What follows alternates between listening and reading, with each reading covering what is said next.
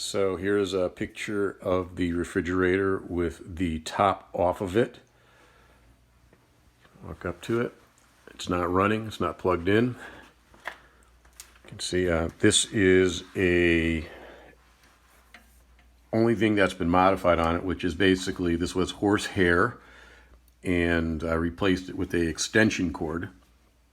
And I did that probably 10 plus years ago. There's a control that sticks through. So there's the extension cord. So let's plug it in.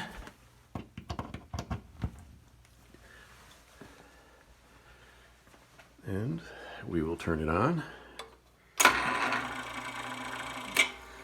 You hear it kicking on.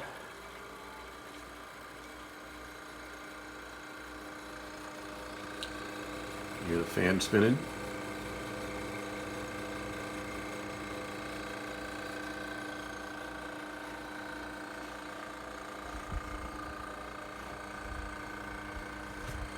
I guess that's the compressor. Here's the back of it. I'm not sure if we can get the writing there. That's the back of it looks like. Side, the porcelain, there's a little bit of chipping down the bottom of this side. The front. This is the unit that makes the ice, obviously, but it's also the cooling unit, and that's what cools the rest of the or the refrigerator. You can see it's hanging down a little bit in the back. It's getting cold already. This brace that my grandfather probably made 50 years ago just kind of slides underneath it to hold it up level.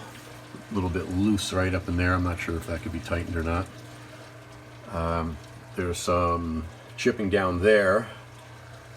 But the rest of it, you can see it was bought in Medford, Mass. There's the door on it. You know, the seals are old, but then they're original.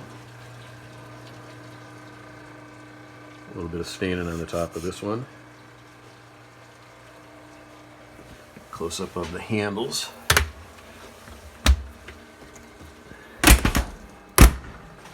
So the handles work just fine.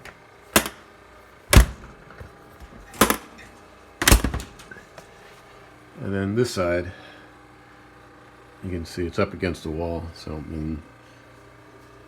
see the hinge. And there's a little bit of chipping down there.